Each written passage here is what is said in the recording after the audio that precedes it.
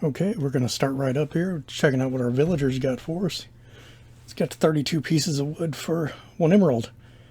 And we're just checking to see for when he refreshes, and he doesn't. So we got to buy another half stack of planks. We get our little bubbles on him. And we see he's got a chili pepper sapling for 8 whole emeralds, and we only have 7. So, back to the grind. I got to go find some more emeralds. But first, we're going to move him away from the mob farm. And villagers in this are a real pain in the butt to just push around and move. He does not like it at all. But we eventually get him moved over into his new semi-permanent home and just block him up in there. Now we're going to go ahead and plant this tree sapling I got, and the long wait begins. It took about 3 hours real life time for that thing to finally grow. We get out our good axe and chop out our 3 whole logs that it gave us, and the wood age finally begins. And does it begin good? No, because we did not get a single sapling out of that, and we are all out of emeralds. So, that was disappointing. Now I've got to go and hit the farms up again till I get some emeralds from some mob drops or some loot bags. First, we're going to go ahead and use these 3 logs we've got to craft up a crafting table. And now we can finally make some tools of our own. They're only going to be flint to begin with, but it's something better than the mob drops we've been using, which is basically just iron swords and axes and gold and iron armor. So we're just going to plunk this right down over here. We're going to come over here and craft up our first pickaxe. It's a flint pickaxe, but that'll do. Now we can go over and start mining out this cobblestone ball full of silver efficient water that we've got. Get our first stone. Have to be real careful on this not to mine out the silverfish at first, because they are really mean. But they are a decent, well, I wouldn't say decent, but they're a source of silver in the beginning. And this is where I get all my silver until we can get the XP bucket craft for it. Okay, we're going to use some of that cobble we just mined up to craft our first furnace. Just drop this right next to the crafting table here in a second.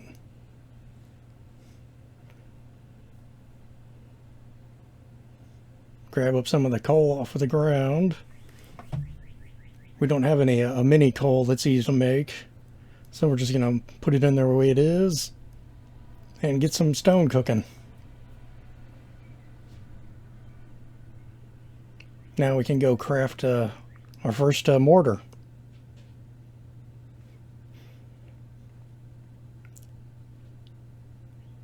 And I'm going to use that to make some bone meal, so that I'll be able to bone meal our next sapling that we get.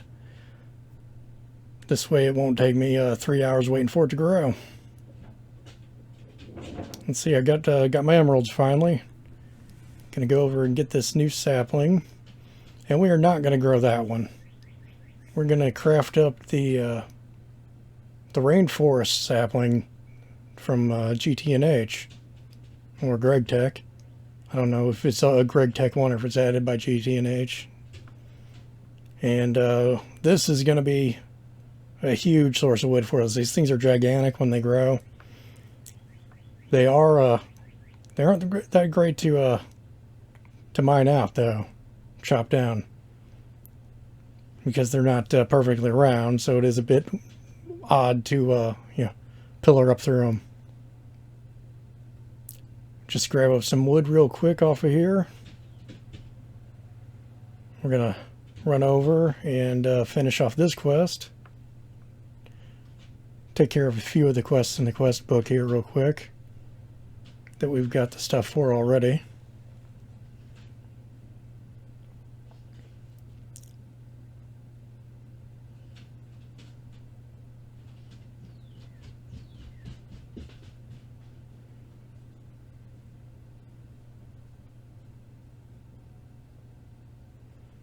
craft up another crafting table because it doesn't like the one that's on the ground. That's one annoying feature about these quest books from 1.7. You could craft it and it just doesn't know about it unless you do it once you've already unlocked the quest. And we've got some checkbox tasks.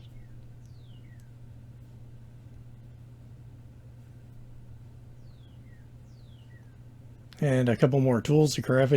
It did recognize the shovel and the pick though, just not the crafting table. I don't know why. So we're going to go ahead and get the hoe and the axe.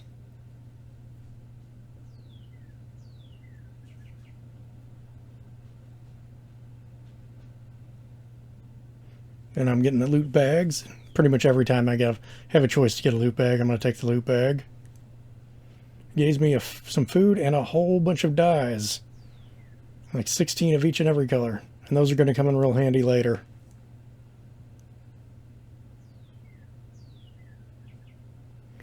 I was just testing it out to see if we had the Gtech axes that would chop down a whole tree there, and nope, we don't. So I'll just get some more wood real quick. Craft up some chests. Now I can finally get all this stuff off the ground. It's real nice to have a clean inventory for once. We get another loot bag out of that, and we get a bunch of Gtnh blocks. And now I can get on crafting my bed.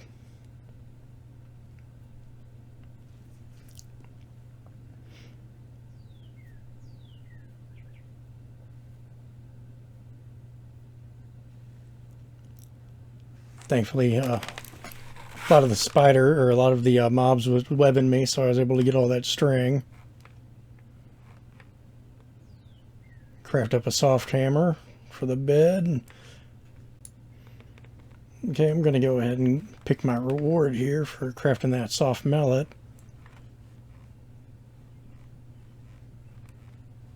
Went ahead and got the melons after looking over both of them to see which one I'd prefer to get. And now we're going to look at what we need to craft the bed. We just need a couple of fences. Need to craft up some sticks for that, though. Not a lot of things drop sticks. The witches almost never gave me sticks.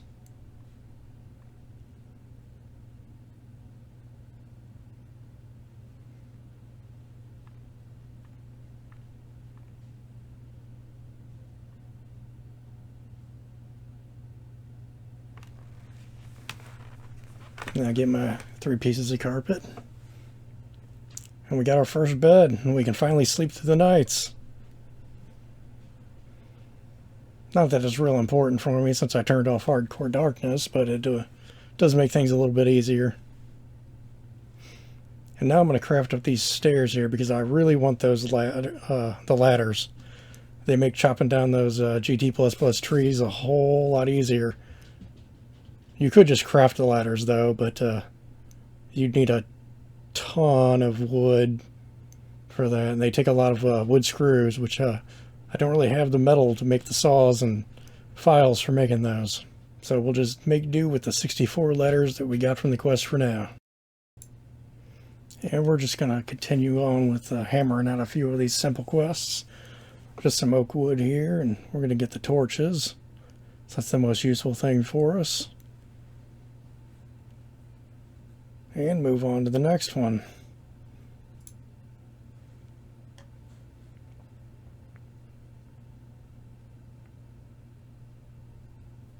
Here we get ourselves a lunch bag and a food journal. Now we can finally save a couple of spots for putting some of our food in there, and you don't have to carry them around individually. Now we haven't got any sand yet, so I can't finish this one, but I do believe I've got the gravel. So let's go check. Yep, there's 128 gravel for finishing off that quest. Thankfully, gravel creepers exist. And I'm going to go ahead and cook up some more stone, just 32 of it there. A few more checkbox tasks get done. And now we skip forward a bunch of time. I've chopped down that tree whole lot and built out a wooden base. Replaced all of the dirt and dug all that up, and I built them by the chunk size. So it was one thing Gtnh has taught me is to always make sure everything is chunk aligned. We're going to start off with our first crops here. Start crossbreeding some stuff. Hopefully we'll get some improved crops out of these. Just a potato and a carrot first. And we're going to make some more crops. And these things are ridiculously expensive. I blow through just about all of my gold making saws and chisels just for a few crops. Which I'm going to call them crops because it doesn't make sense to call them crop. It just sounds wrong. So I'll go another gold chisel and put this saw up there. But we're going to get a few long rods out of it before they both wear out. And what did all of my gold bars get me? 11 whole crop sticks. It's not a huge haul. It's really inefficient with gold tools to do that. Now I'm going to run over and take a look at the one crops I planted over here on some dirt. And that got me some weeds, which is how you can get grass in IC2. Just let them weeds spread over and it'll eventually turn that into grass. Now we're going to head back over to this rainforest tree and chop that down. And I discovered, well, pretty much as soon as I got the ladders, that you could just place them every other one and still climb a tree just fine. And that's what I do. I dig up one side of it, get all the way to the top, and just mine my way down. And once I get up to the top, I just pick a side and start going. Now we come back over here and check and see we got our grasses grown. Now I'll be able to get my crop back and build out a nice big grass platform for some animals to spawn up on. Here we go. We've got it spread out, and I'm just gonna start hoeing the grass here. So that's how you get some seeds. And we're gonna build out our little single villager hut here. Make a little bit more room in there for him. Because I saved a cookie I got from a quest earlier, and I'm going to use one of the dispensers I got from a mob drop. Place that over here on the wall.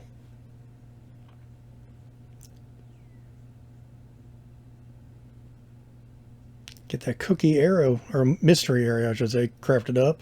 And that thing's going to take an adult villager and split them in two. I think it works for all mobs that have a baby and adult stage. I'm not sure. I haven't tried it on anything but villagers. But I know it works for villagers. So as soon as I fire at him, it's going to split him into two villagers. One, it'll keep the original villager exactly the same. It just reverts them back to a baby. So if they don't have good trades, they won't have good trades afterwards either. And if you've already locked their trades for whatever reason, it won't reset them. So they'll still be worthless if they were worthless already. But now I've got two villagers. And I'll be able to start breeding them up here pretty soon. It looks like we got another useless one though. So that's basically just going to be a breeding pair. We're going to come over and check his trade real quick. And oh boy, he'll give us an emerald for 8 gold bars. I don't think that's the greatest trade in the history of Minecraft. And look, we finally got some cows spawn. That's great. I can start breeding up some livestock. This is going to get me some small amount of XP, not a whole lot. Plus, it's also going to get me dairy because I can drink the milk. And now that we've got that hunger mod in here that gives you buffs for having your different kinds of food, you know, your dairy and your grain and whatnot.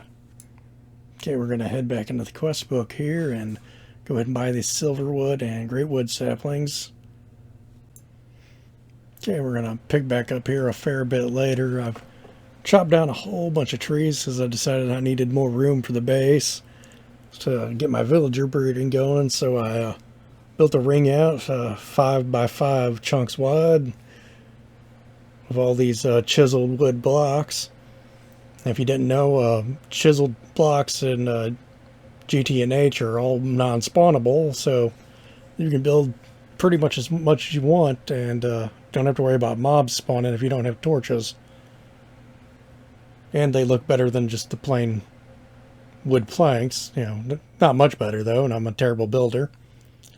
And my great wood tree finally grew, and we can see I'm getting some terrible block lag, which was because of a weird setting in the performance. I fixed that by changing my thread count from like 1 to 2, I think it was, and then I fixed that up. And I'm going to climb up in here into my poor man's garden of grind Gtech super tank, which I used all those Gtnh blocks that I got from a quest bag earlier, and I've used all the wood or all the water out of one of the cobblestone orbs that I got from a creeper and filled it up, and every single spot in there is a water source. I filled that entire thing up. I'm just going to get my last pieces of dirt that fell down there because, you know, we don't want to waste any. It's not that easy to get more. And we can see my big flat 5 by 5 base now. I'm going to come over and kill a pig because I noticed I was at 4 or 5 on the kill quest. We can go and get that quest done. And then I already had a knife crafted from earlier, from cutting my potatoes up. And we're gonna craft some Gtech tools here. I'm using my iron and some diamonds. And we're gonna craft up some doors so that we can start the villager breeding up.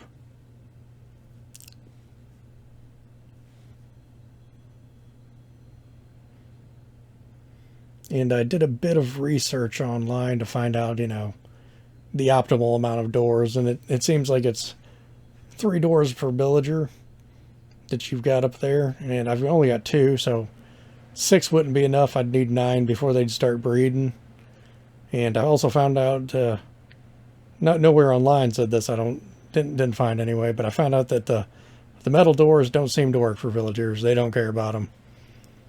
Because my guys never started breeding with them. So I ended up, at the end of the day, having crafted up 12 wooden doors.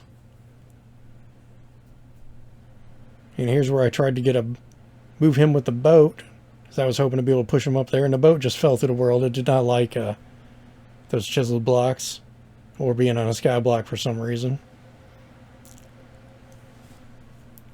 Eventually I get him, the first one, trapped in here, and I just use a bunch of dirt and wood to gently guide him into place.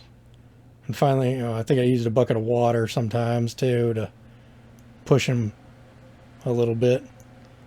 And the first little room that I've got for him up there is just a trap door. It's just a couple of planks, and there's a trap door in front of him, and then another trap door on top of that one, so they can't walk out. And I was hoping what would happen was the babies would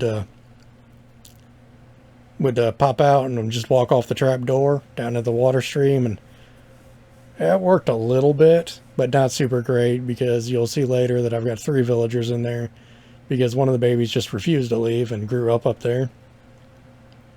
But that was fine. For a little while I got a bit more villagers to spawn out of 3 of them than I did out of 2.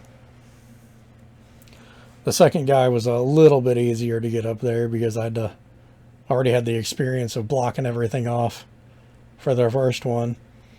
And I found out a bit later that if I'd have just stuck all the doors up there first, they'd have been happy to run up there.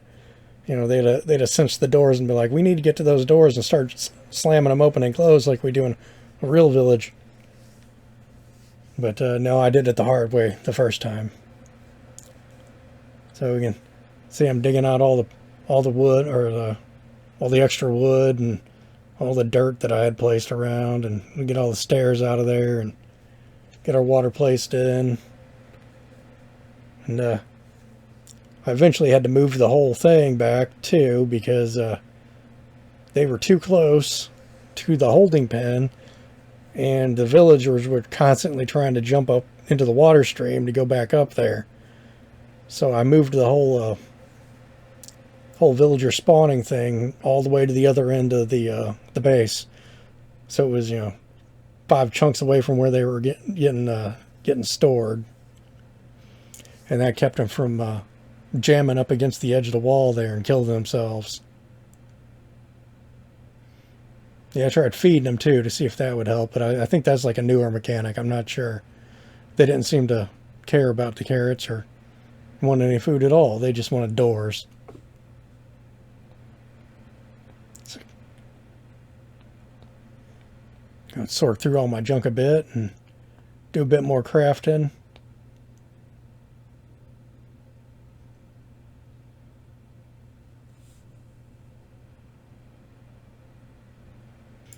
Here we're replacing these metal doors with wooden ones to see if we can get them spawning finally.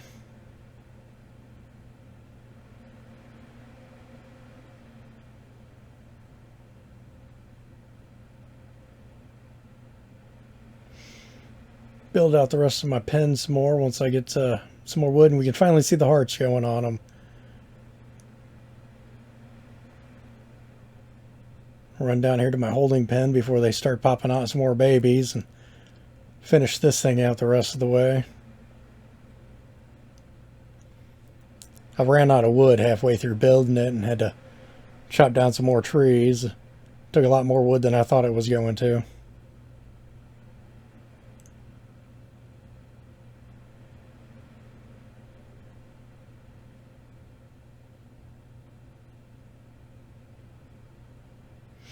Put those metal doors back down, hoping they'd finally do something.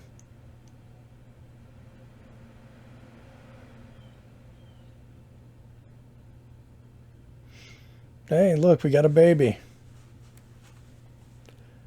It's our first baby villager.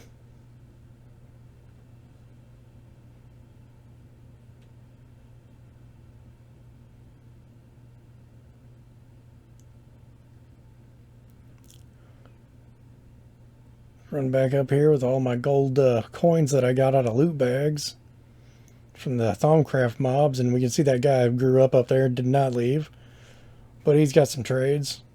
We're gonna unlock those, see what we can get out of him. The other 2 guys are junk. This guy, he has got coal. Oh, for 3 coins, that's a pretty good deal. And that didn't unlock him the first time. There we go. And little XP bottles. I don't really care about those. I'll buy his paper, though. And it had been so long since I traded with 1710 villagers that I kind of forgot how it worked. Yeah, you kind of got to go through each trade when they unlock them and buy out the newest one, or at least buy one of the newest trade they've unlocked before they'll finally do their reset. So I'm going to go ahead and buy some of this bottled experience. I've also had a lot of these janky villagers just lock up after one trade and not have anything. Hey, we got some glowstone blocks. I'm just going to buy as many of those as I can get. And sometimes they don't unlock at all. Just, for reasons. And here we go, thaumium ingots. This is what I'm gonna buy as many of these as I can get from this guy. I tell him all out of these coins. I'll just keep buying what I can to reset his trades to get those that thaumium, because that's you can make tools that are basically the same as iron out of them, and I got no other use for those gold coins. Okay, back down to the crafting table. We can see I've got, what is that, 38 thaumium out of them. So I'm going to make some tool rods for my tinker's tools I made. Not going to do the pick head. It's not that great. And the binding's not that great either. I did figure out tool rods would be the best thing for me. So it gives me a +1 modifier, which, that's not a whole lot of help right now. But it does have a little bit more of a handle modifier than the bone or the wood I was using already.